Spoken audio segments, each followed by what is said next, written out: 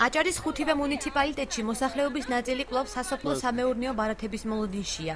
ნარგიზ თებიძის ოჯახმა 5500 კვადრატული მეტრი მიწისნაკვეთი საკუთარი ხარჯებით დაამუშავა. შხამ ქიმიკატებისა და პესტიციდებისათვის ბარათის მიღებას კი დღემდე ელოდება. ფერმერები ბარათების გაცემას უკვე დაგვიანებულად მიიჩნევენ. არ მიგვიღია სასოფლო-სამეურნეოს ბარათი, ჩვენი ხარჯებით გავაკეთეთ, დავხენით ნაკვეთი.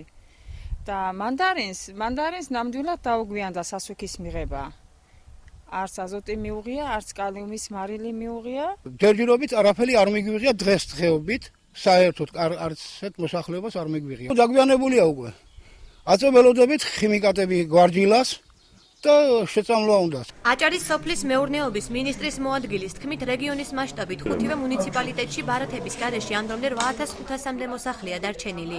საქართველოს სოფლის მეურნეობის სამინისტროში ბარათების შეფერხებას გამგეობებიდან გადაგზავნილი უზუსტოსიებით ხსნიან. გვაწუხებს ხალხი, თუ რატომ არ მიიღეს ბარათები, დავრეკეთ თბილისში, პასუხი მივიღე, რომ თითქოს გამგებლებმა, მუნიციპალიტეტებმა და საკრებულოს მწვრთნელებმა დროზე არ გადასცეს სიები. ამიტომ მე შევკრიბე მუნიციპალიტეტების გამგებლების მოადგილეები უშუალოდ სოფლის მეურნეობის დარგში ვინც არიან ხუთივე მუნიციპალიტეტის გამგებლების მოადგილები და გავაგზავნეთ თბილისში, რომ დაეზუსტებინათ ზუსტი სიები იქ.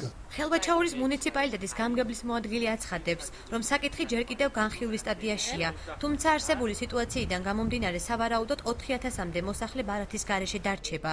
ანზორ ფერსელიძის თქმით, მიზეზი ბევრია, მათ შორის გამგეობებიდან გადაგზავნილი არასწორი სიები, რომლებიც ქალაქთან შეერთების გამო ვერ დაზუსტდა. პროგრამა კი ამოიწურა.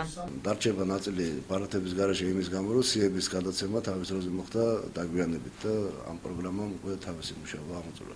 მიზეზი ერთი იმისა, რომ ჯერ თავის დროზე მოსახლეობამ ფართობები დამალა რაღაც მიზეზების გამო. მეორე მიზეზი ის არის მაგალითად ჩვენს რაიონში, ხელვაჩაურის რაიონში მოხდა ესეთი რამ, რომ 2010 წელს იქნა ნაწილი ტერიტორიებისა გადაცემული ქალაქში.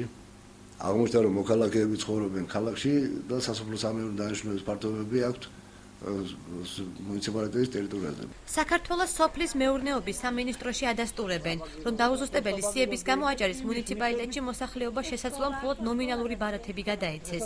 პრესამსახურის განცხადებით, ხონათესვის ვაუჩერების გაცემა უკვე დაგვიანებულია.